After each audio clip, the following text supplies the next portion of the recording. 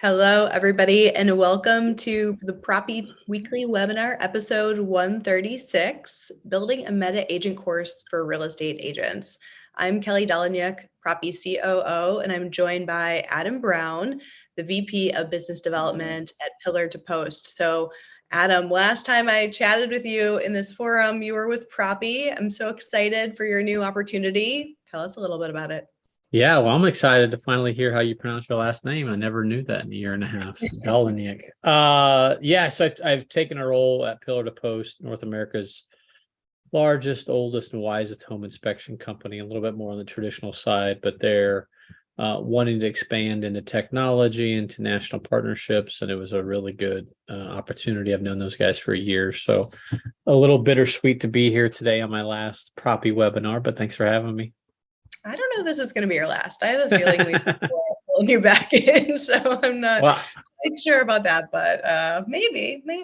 I'll tell you the problem with the Web3 space is if you're not in it every day, you can get a little left behind. I did an event last week with some agents, my last Propy event, and I had to do some deep dive to make sure I was caught up because you knew they were going to talk about the FTX deal. You knew they were going to talk about some of the markets. And so it's a thing that if you're in it every day, you kind of live in that echo chamber. But if you get out for a few weeks, you start to feel like it's kind of moving past you. Well, I'm excited that you're here and still a part of the Propy family and community, no matter what. So your legacy lives on because I have not been very involved in the Meta Agent course, but you created a big portion of the Meta Agent course. So I'm excited to learn selfishly, if nothing else, about the course and then just share it with everyone here in the world. So tell us why would real estate agents want to take this Meta Agent course that we've created here? Yeah, well, I mean, I could tell it unbiasedly now because, if they don't buy it, it's not on me. But I think it's really exciting. I think the metaverse is really nuanced. I think it means a lot of things to a lot of people that might be a little bit different. The course was a lot of fun. So, I got to play around. I think it was the top 6 platforms, spent a lot of time in the platforms playing around, exploring, kind of figured out what the exact lay of the land in terms of selling real estate there is. So that part was interesting. I also, kind of grew up playing video games. My kids play video games. Obviously, a lot of us have seen kind of our kids grow up on Minecraft, Roblox, and some, similar kind of siloed games where they've done a really good job of monetizing in-game buying opportunities, whether it's skins, whether it's things within that siloed platform. So it's been really interesting for me to kind of see that. And so we got to play around in the meta agent course. We did Decentraland, Sandbox, Crypto Voxels, as well as 3 other ones. And so it was exciting. It was a lot of fun, and we kind of got to see how people buy and sell within each metaverse. Mm-hmm. I mean, it sounds like it encompasses everything around digital land, investing, how real properties can be found and sold via the metaverse, and how you can use this to really help build your business. So really exciting pieces to it. Why is this important now? So obviously you mentioned FTX and everything that's happening. Why is this an important thing to do right now? Why should everyone take this course now? Well, yeah, listen, I don't necessarily know if people need to rush to the bank and pull money out and start investing in the metaverse, but I think they need to be fluent in the metaverse, understand what it means, probably no different than, 10, 20 years ago, it made a lot of sense to kind of figure out what the internet was. And so just doesn't mean you should invest all your money in it, but just take a look at it, get a feel for it. I think where it's really, really interesting is if you look at the data around gaming, particularly around young people between, say, like 12 and 22. If you look at the data around gaming, and then if you look at the opportunities within the metaverse, they're 2 different things, but I think they're parallel enough that I could see those paths intersecting, and I could see that becoming an explosion. So right now, gaming is really siloed. If you look at, if you just say Call of Duty, the new version of Call of Duty might be the number 1 played game right now. And then I think second, probably still Minecraft, still very siloed. But if you see how that group of people in a traditional metaverse will come together and it becomes less siloed and more open, and ownership is being able to be maintained and acquired and transferred from silo to silo through blockchain and NFTs, I think that could be really interesting. And if you look at the metaverse right now, it's primarily a lot of people selling digital art there, selling NFTs there. A lot of it's used for fellowship, in terms of people coming together. I'm excited about the day where it's so mainstream that, on Thanksgiving Day, if you wanted to go and watch the Cowboys and Lions on your PC or your AR VR headset, you could pick a front row seat and watch it as if you were sitting there at the game. And you could actually have 3 or 4 people that you might not be in the same house with you, but you could put on your headset and talk to the guys like while you're watching the game together. I think that could be really interesting. And I don't think it's that far away. So I think it could be really interesting as it gets more mainstream. Mm-hmm. Yeah, I think I've shared on one of these webinars that my 5-year-old plays Minecraft, and I have been known to take his iPad every now and then and build like a sick pad after he went to bed. It's really fun. He likes going to the moon, building caves, all these things. I just like building houses. So yeah, it's kind of funny, but I hear that as the kids get older, that this is their play dates. We're not dropping them off at a park or playground, kids friend's house. This is how they're doing it. So it's really exciting. And I think that even if you're not ready to purchase something in the metaverse quite yet, really understanding it and knowing what's coming and staying up to date on these things are really important. So yeah. So let's talk about specifically the role of the real estate agent in the metaverse right now as it stands, and how we think that'll evolve over time, in the industry. Yeah, it's interesting. Today's real estate is very black and white. You go hang your license with a broker. They tell you, almost to the exact detail of how to structure a deal, how to get deals, what contract to use. The metaverse is still the Wild West. If you want to go out there, represent buyers and sellers, today you kind of have to put them on some sort of consulting agreement, whether that's on a transaction base, whether it's on a rev share base, like a traditional model. You'll see a lot of people within the metaverse platform advertising very creatively. So I think it's a little bit more free form. It's not as cut and paste as today's traditional real estate is. And so I think that's exciting. I think it's a great opportunity for free thinkers and really smart agents. Agents who think they can just go in there and throw up a sign and wait for the calls to come in are going to be shocked, but it's probably not that different than today's real estate. If you're just sitting in an office waiting for people to call you, it's going to be a long year. So I think it's really, really early stages. But if you go into, specifically, like if you go into like CryptoVoxels was really interesting. Decentraland is probably the best for realtors to get involved in. Sandbox a little bit less so. So it's a lot of interesting ways to interact with people through there. And then you've got also a lot of realtors that are helping companies figure out their metaverse solution and what that includes, where they should buy, what they should do once they buy it, how they should build within the platform. There's a lot of nuance to it. Well, I'll have to give a quick plug for Propyverse. I always think about that and think about just going and looking at houses, which I think is a really fun thing to do. Yeah. But when you start to look in broader areas and going to South Miami, going to the Grove, going to the Gables, going to Key Biscayne, as an example, here in Miami, that's a lot of driving. You're out all day. And then if you're thinking about buying property in a different city that you don't live in or internationally, obviously that's harder. So I love the idea of just having a couple hours set up as opposed to an entire day set up. And then once you find that property or two, then going a little bit deeper into, actually going to visit the properties in person. But, obviously we love our friends over at Propyverse, so we'll talk more about them, over time. But I would love just to give a quick overview of each kind of chapter, high level. What is it that we're talking about? There's 4 chapters, I believe, and anything to share to go into, like just high level, how it's structured, so what people can expect when they sign up for the metaverse course through Propy, and what they're going to see when they have you kind of talking through all these things. Well, I've got to be honest, I haven't seen the final product. I gave them, a lot of hours of stuff, me narrating through 6 different platforms. I think they've broken it up into 4 or 5 different kind of chapters. And within the chapter, it talks about, which platform each metaverse is built on, kind of how to interact with it, what kind of token they use, how property is bought and sold, how property is bought and developed within the platform. A little bit of just kind of running around checking it out. Each one has kind of a different look and feel. We talk a little bit how each one, like a good example is like Sandbox is really gamified, where Upland is 2D versus the other ones are more immersive. There's a lot of different kind of aspects to it.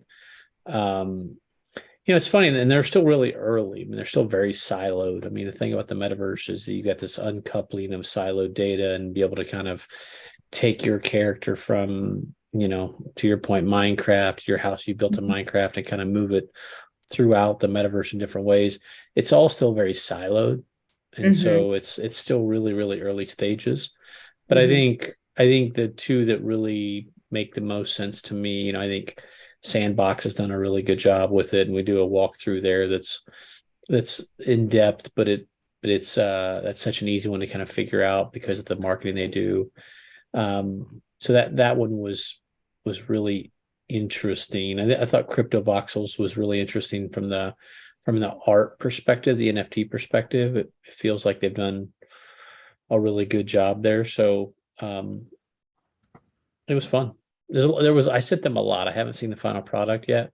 We did a couple sit down interviews, and so Ileana and I worked on it for a long time. So I'll be excited to see the final product as well. I think it launched. When did it launch? Late last week?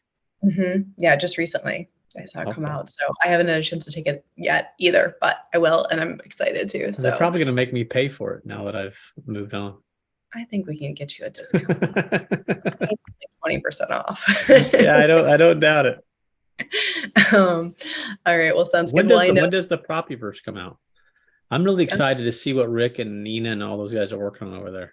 Yeah, no, it sounds very cool. I think that the first 4 sections of Miami are already out and they can be seen if you have the headset. And so I have just seen kind of mock-ups of it. I got to meet one of the designers or, like engineers who are designing it and putting it all together. And it's very cool, very interesting. So it hasn't come out to market, to everyone yet, but it is out there and live. So excited for everyone to check it out over time. I think actually once we cut the live stream, those that are on the Zoom actually will get to see a little bit of a demo, or like just an initial cut of the actual segment of Metaverse of the Meta course. So cool. I'm excited for those that are on the Zoom that you can see it coming up. And is there any questions from the group, that those that are on the webinar that are here with us? Sure. Yes, I am Kelly. This is Gwyneth, and I can see one of the questions is how can you purchase the course? So for those of you who are unfamiliar, we are using Propy tokens, utility tokens, and you can purchase the course by earning tokens on the platform by doing everyday real estate tasks on propy.com. You can earn 190 tokens, and that is how you can purchase the meta course. Cool. Yeah. Awesome. Any other questions, or Adam, anything else to share that I missed we should be chatting through in relation to the course? No, I mean, it was a lot of fun. Decentraland Sandbox were a lot of fun. Exploring the new kind of peripheral courses was a lot of fun. No, it was a blast. We enjoyed doing it, and I think agents will get a lot of value out of getting a feel for it. Because once you kind of get it, you get it. And until you really get it, you have no idea what it's about. And so there's really not that many agents who've really attacked it. I think they want to attack it, but then they really never put the time or effort into it. So, as the market shifts and as we're looking for new buyers next year, and as buyers become more relevant, we need to find buyers, not just the sellers. I think it could be an interesting, marketing avenue for certain agents. Yeah, I love it. Cool. We do have a couple more questions, and I think if I can ask them here. We were talking about some of the different metaverses, and Adam, you mentioned Sandbox. It is a type of a metaverse, and in the course you review many of them, several of them, and give the varying features. Like some have been around for a while or mature, some have unlimited land, and then some people have wondered, I would imagine, what is the value of land when it's unlimited versus limited?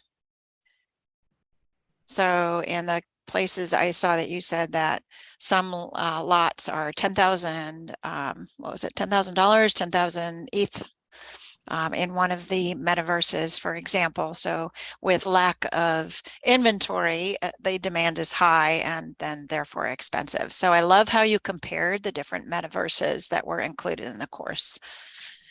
Thanks, Gwyneth. Yeah.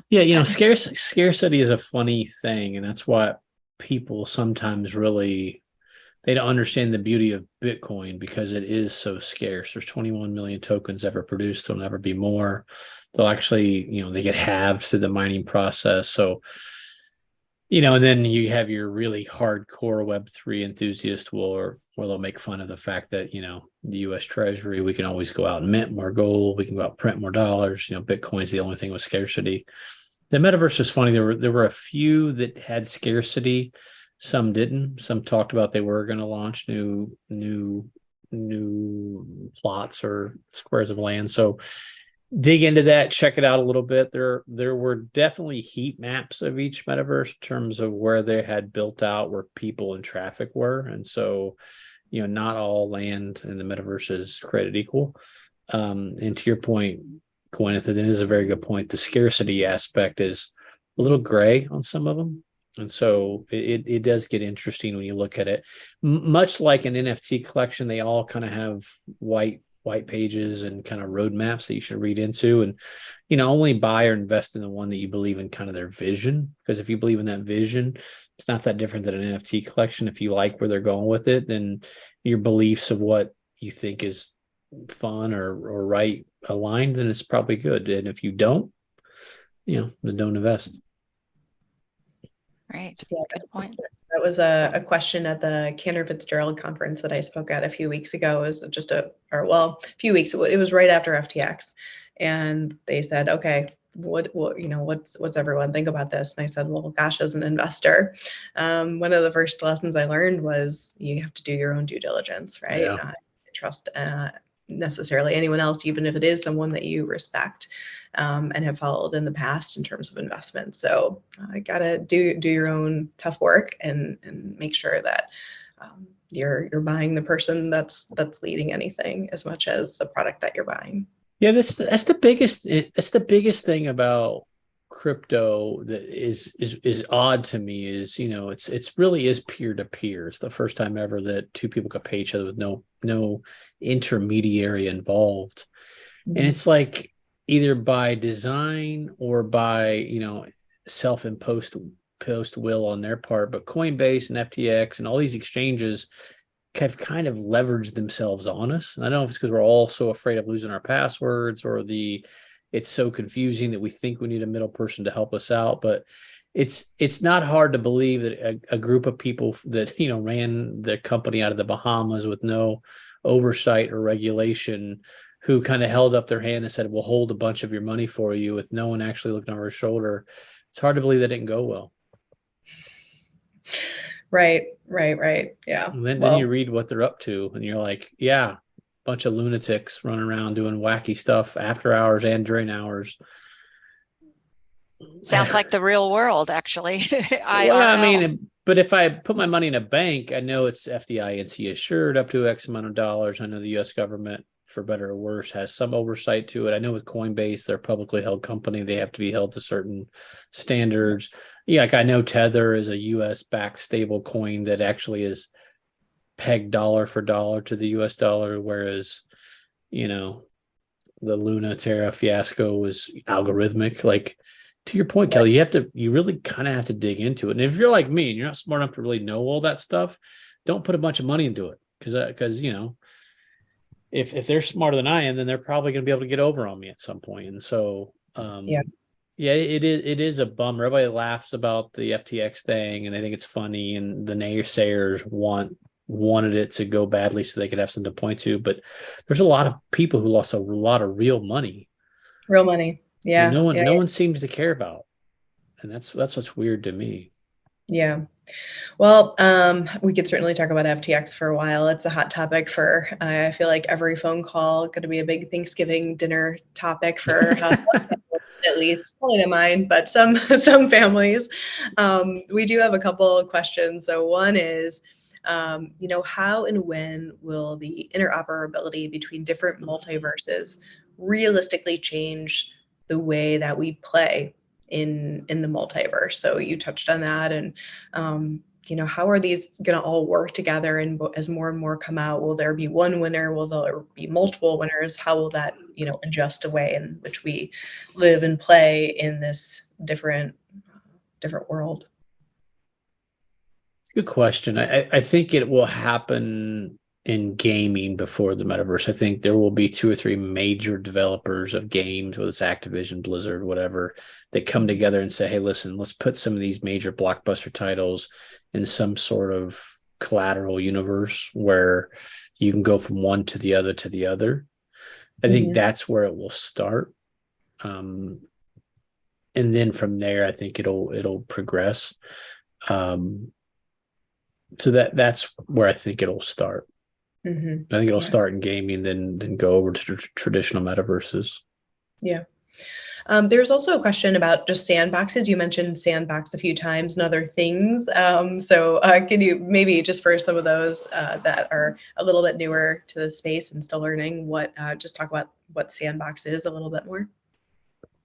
Yeah, Sandbox and Decentraland are by far 1 and 2. Not only in Q rating, but in, also money spent, development. Sandbox is a very traditional metaverse, if there is such a thing, where it's very gamified, where you can own land, build land, but within there are a lot of places to go and do activities. They have casinos. If you want to go and gamble, you can go into there and gamble. They have a lot of games you can play within there. You can walk, you can explore, you can meet other people on there. You can go in there and do, some nefarious things if you so choose to. But it's a good one. That's the one that probably gets the most notoriety because of Snoop Dogg, the marketing collaboration with his group. Also, I think Martha Stewart is in there. And so it's interesting. They haven't grown as quickly as I think they would have thought they would have. If the average person in the metaverse spends, 10 or 15 minutes per session, I think, on average, whereas if you look at the average gamer, it's quite a bit larger on that side. So the stickiness isn't quite there yet, but it's getting there. Nice.